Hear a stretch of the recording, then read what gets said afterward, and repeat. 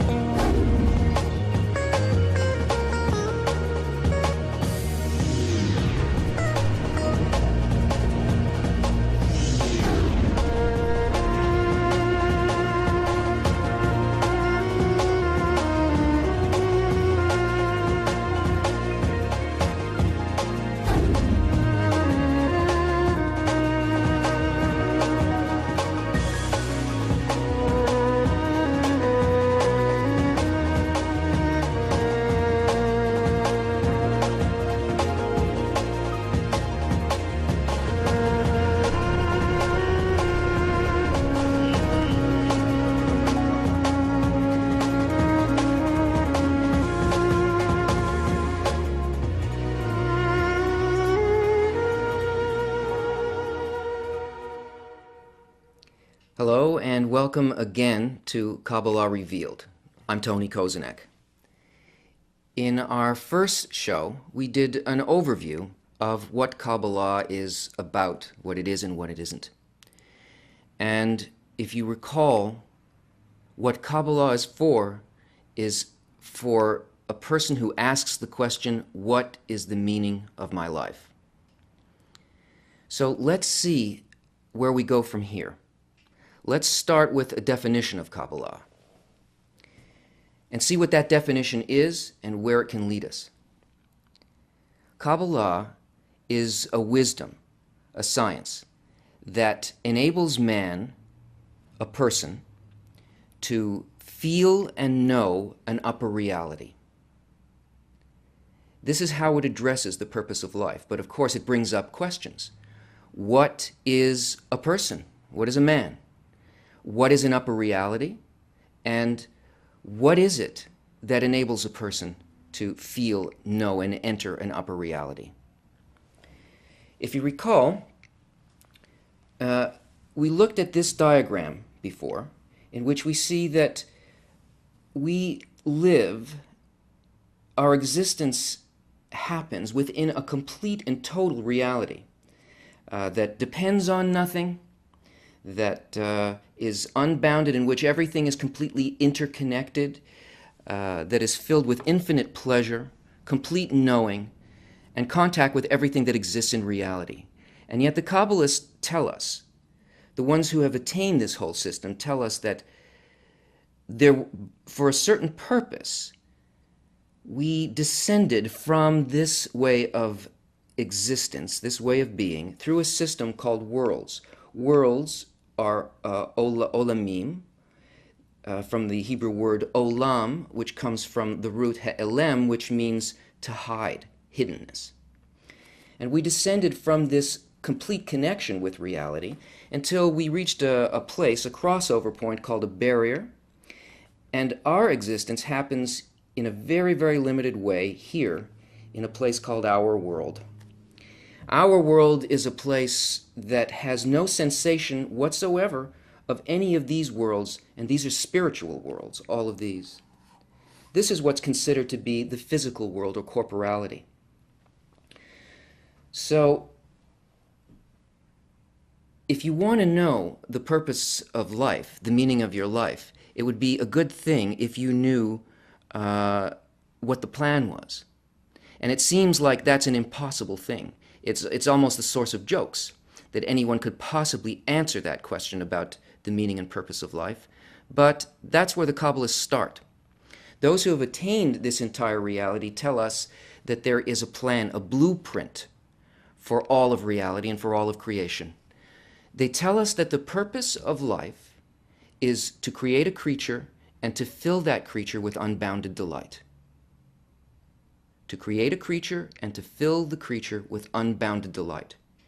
That is the complete and total meaning, purpose, direction of everything that ever can occur, will occur, only happens for that purpose. In that thought, in that intention, in that thought behind all of creation, all of the rules for everything that would occur were set down. All the principal laws that govern the spiritual and physical worlds, all are rooted in that one thought. And nothing that happens in this world happens for any other reason than in order to create a creature and bring that creature to unbounded delight. So, what is it that keeps a person out of the spiritual world? What is a person? Well, we have to understand how our perception of this reality, the way in which we perceive reality, causes a hiddenness for us. This is a person, a closed box with 5 openings.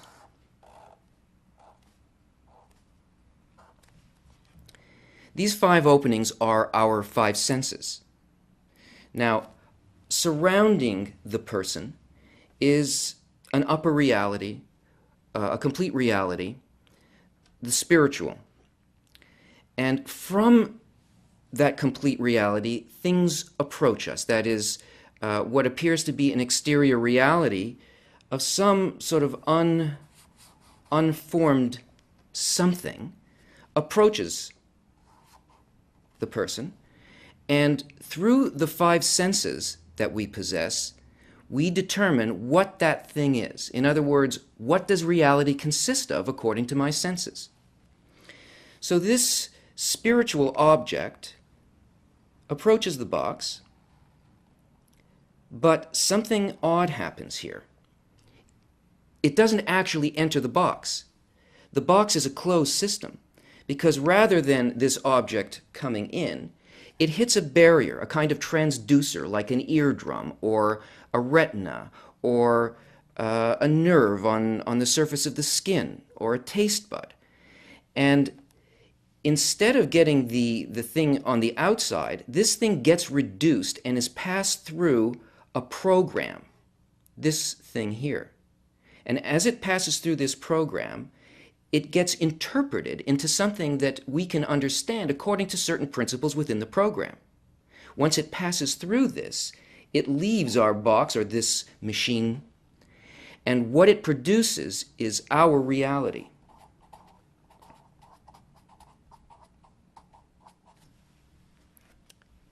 So it doesn't matter how sensitive this sensor is. Let's say it's your eye. It can be the Hubble telescope, or it could be, you could be completely nearsighted and unable to see the thing directly in front of you. It doesn't matter the degree of sensitivity. What matters is the programming. What happens here within this subjective system in the machine? Whatever it is that comes into here can only be what this program says that it is. Not what this is, but a reduction that can be understood by the program. So, what is this program that limits this? This is objective reality, and this is the limited portion of it that we can perceive. This program is called egoism.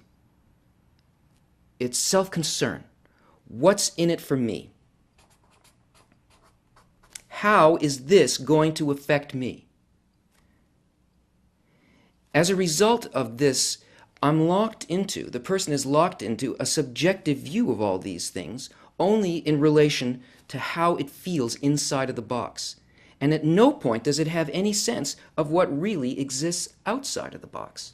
So we've got a problem, because every single one of our 5 senses works by exactly the same program. Not one of them can tell us anything about what exists outside of that program. So in order to know what surrounds us, what the greater reality is, we need to develop an additional sense. What the Kabbalists call a 6th sense. Not the 6th sense of the lady who tells your fortune, but a sense that actually can make contact with what exists outside, that is not bounded by that kind of programming. And in order to do that, Well, you have to need to do it. It's not possible to work outside, to build something outside of this box as long as we are satisfied with what's in it for me. But the thought of creation has built in it laws that bring a person to this complete fulfillment. There is a motivating force that allows us to come to the point where we need to get out of the box. And if we understand both what we are, which is the will to receive what's in this for me, that we are built as egoists, but that's okay, because it's actually what we need in order to reach this fulfillment. There's nothing wrong with it. We just have to learn how to use it, how to harness it, and how to harness the force of development that the thought of creation has provided for us. So what is it that moves things in reality? What makes things happen? Nobody does anything in this world, whether it's an inner thing or whether it is a spiritual thing that is beyond this world. Everything that happens only as a result of, well, let's look at it. You're sitting there. You're maybe shifting in your chair, where your eyes are moving to. Maybe you've picked up something to drink. Any motion that you are now involved in is happening only as a result of one calculation. That you have become uncomfortable where you are, that a need has evolved in you, has appeared, and you have moved to a new position or a new situation that you believe will bring you more pleasure than the one that you were in before. This lack and the filling of pleasure and a force of desire is what motivates everything in reality. And this will eventually take a person from the corporal world, from our perceptions of the physical world, the limitations that we experience and the suffering that goes along with it. And it will bring a person, if properly used, past that barrier and into the spiritual world in this way. We all feel desires and we feel them change, but we don't really pay attention to this system that is placed in us by nature well enough so that we can understand what it's doing for us. We all understand that our first sort of grasp of what pleasure is just survival type pleasures. The first category, we see pleasure as and require sex, food, and shelter. All of our efforts, our work, what we perceive around us, the whole goal of our lives has to do with finding and getting these things. And this is a desire that we have in common with animals. It doesn't require other people. We just need this to survive. And once we have this filled, we realize that life is about much more than that, and we can't be satisfied with it. And a second category of desires appears. This is a desire for wealth. Wealth is the accumulation of the first category, so that I'll never have to worry about it again. I will be able to control it. And once we fill this desire for wealth, we come to the feeling that, is that all there is? Something else grows in us. Now, notice that it's not simply that it's another desire that's growing, but it's a greater desire, one that encompasses the one before it. In other words, here we have a small desire and a small filling. And here we have a desire that is grown, and it requires a greater filling. And this one is incorporated in this one. So now, if I can't be filled by wealth, there's a new desire that arises in me, and that is a desire for power. This doesn't happen only to the individual in their lives, but it's happened to humanity as a whole throughout history. The whole scope of history has been the evolution of these desires. Power is the ability to control both this and this. All systems that will bring me the greatest collection of that. Now, this is political power, this is empire, this is control in my job. And once I have that, I can no longer be satisfied with it. I become empty, I feel a lack. And a fourth desire is placed inside of me, a greater, expanded desire for something that encompasses all of that, and that is knowledge. Knowledge is the barrier, in a sense, of what it is that we define as the physical world. These desires, 1, 2, 3, and 4, all have to do with what we perceive as pleasure, that is, what we are being filled with and what we want, what will satisfy us. Well, knowledge is science, it is religion, it's art, it's the pinnacle of what we consider to be what humanity could possibly achieve. And yet anybody who seriously delves into this very great desire and attempts to fill it eventually discovers that this is empty as well, that there are no answers in science for the real causes of things. Because there's no answer to purpose. There's only mechanical answers, and the answers only have to do with these desires. Religion, though it gives us beliefs, cannot give us access to what it is that we really want, a direct knowledge. And so once a person becomes empty as a result of having this fulfilled, something very different and very special happens. A new desire arises.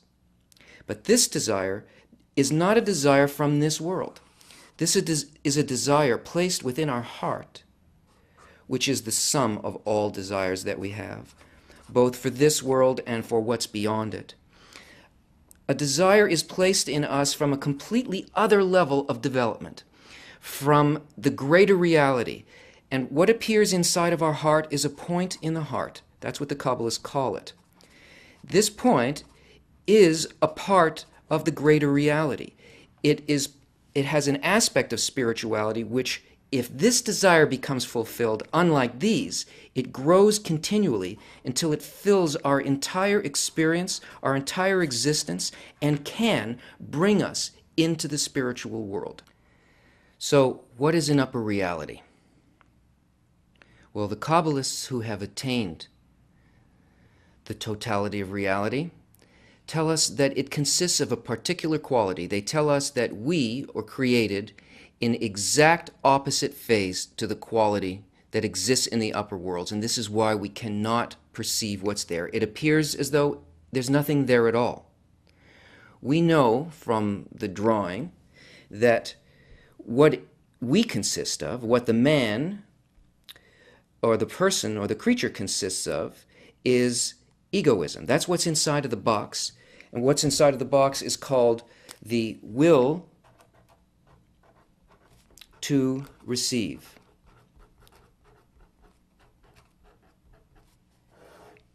And this will to receive makes us experience limited existence, makes us experience suffering, isolation, and all of the things that we find difficult about life. And what exists outside of this in the non-subjective condition of egoism is an objective reality that the Kabbalists tell us is the will to bestow. The will to bestow is unconditional altruism. In other words, the experience out here is unlimited existence, unbounded pleasure, and delight. And yet we can't feel this because we have no means to get there, or do we? There is a quality of the spiritual world that differs also in its quality from the physical world. In the physical world, movement, what would get us from one place to another, is purely mechanical. That is, I can take two objects that are completely different in their form, even in their purpose, and I can draw them close together mechanically, and I can say, we have closeness here. But in the spiritual world, things can only be considered to be close under completely different conditions because there is no time and there is no space. There's nothing mechanical there. The Kabbalists tell us that the spiritual world is made up only of feeling states, of spheres of influence that have to do with certain attributes, qualities, inner qualities, and that all movement in spirituality consists of similarity or dissimilarity between two feeling states or two qualities. In other words, we can see this in friendship. If my friend takes a certain delight in comedy and I don't care for comedy, I'm just a serious person, then it's not very likely that we're going to be very close friends. If I hate comedy, then we are considered to be distant. But if I love comedy and I love the same comedians and the same films that they did, then in this respect of the love of comedy, my friend and I are close in that feeling. In other words, in spirituality, if two attributes, two feelings are similar, they're considered to be close. If they are different, they're considered to be distant. But, and this is the most beautiful and precious thing for us, the thing that can actually move us from the physical into the spiritual, and that is that if they have exactly the same quality and purpose and intention, then they are the same thing. They are bonded, connected. And it's this law, called the law of equivalence of form, that can get us from our egoistic state of separation to be able to build an additional sense that can feel what's outside. What we need to do is to build within us a similar frequency, a similar quality, an additional sense that has a quality of this bestowal within it. Though we're not yet capable of perceiving it in its simplicity, the Kabbalists tell us that there are only two things that exist in reality. There is only the Creator and the creature. Everything that we perceive is simply the quality of the Creator and the qualities of the creature. The Creator is the upper world, and the creature is the lower world. The quality of the Creator is the will to bestow. The quality of the creature is the will to receive. This is all that exists. And getting out of the box means that what we need to do is to move in spiritual space. And moving in spiritual space means to change this quality, the will to receive, of the quality of the creature, to become more and more similar to the quality of the Creator. The way in which all of reality has been hidden from us through a descent through these worlds, well, these worlds are only made up of ratios of the will to receive against the will to bestow.